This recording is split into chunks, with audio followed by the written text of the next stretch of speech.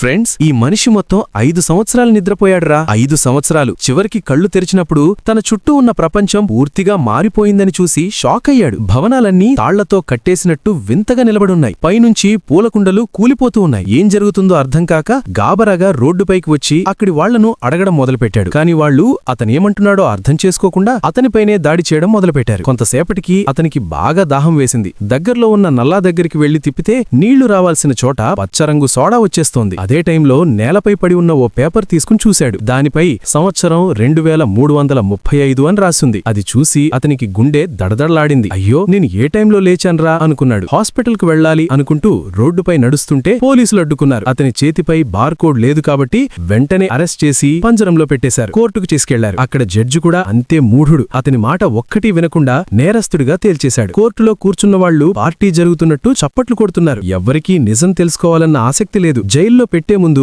ప్రతి ఒక్కరికి IQ test తప్పనిసరి అంటారు. ప్రశ్నేమిటంటే, ఒక బకెట్లో 2 గ్యాలన్లు వస్తే 5 గ్యాలన్లకు ఎన్ని బకెట్లు కావాలి? అయ్యో బాబోయ్, ఇంత సింపుల్ ప్రశ్న. సరైన సమాధానం చెప్పినవాడు అక్కడ అతనే ఒక్కడు. అప్పుడు అతనికి క్లియర్ అయింది, 500 ఏళ్ల తర్వాత మనుషులు ఇంకా మూర్ఖులైపోయారన్న విషయం. జైల్లో మొదటి రోజే తప్పించుకునే ప్లాన్ వేశాడు. గార్డు ముందు ఏడుస్తున్నట్టు నటించి, ఈ రోజే నా రిలీజ్ డేట్ రా అన్నా అని చెప్పాడు. గార్డు నమ్మేశాడు. కానీ బయటికి వచ్చేసరికి మళ్లీ పట్టేశారు. ఈసారి నేరుగా ప్రెసిడెంట్ ముందుకు తీసుకెళ్లారు. అతని తెలివి చూసి ప్రెసిడెంట్ ఆశ్చర్యపోయాడు. వెంటనే అతన్ని హోం సెక్రటరీగా నియమించాడు. పనేమిటంటే, పొలాల్లో పంటలు ఎందుకు పండట్లేదో కనుక్కోవాలి. పొలాలకు వెళ్లి చూశాడు. స్ప్రింక్లర్లు బాగా తిరుగుతున్నాయి, కానీ వాటి నుంచి నీళ్లు కాకుండా సోడా వస్తోంది. అప్పుడు అసలు విషయం అర్థమైంది. ఆ కాలంలో వాళ్లు సోడానే శుభ్రమైనదని నమ్ముతున్నారు. నీళ్లు మాత్రం టాయిలెట్కే వాడుతున్నారు. అందుకే పంటలు పండట్లేదు. అతను ఒక చేతిలో సోడా, ఇంకో చేతిలో నీళ్లు పట్టుకుని, నాకు మొక్కలతో మాట్లాడడం వస్తుంది అని అబద్ధం చెప్పాడు. మొక్కలు నీళ్లు కావాలని చెబుతున్నాయి అన్నాడు. జనాలు నమ్మేశారు. ప్రెసిడెంట్ కూడా ఓకే అన్నాడు. మొత్తం సిస్టంలో సోడా బదులు నీళ్లు వాడటం మొదలుపెట్టారు. కానీ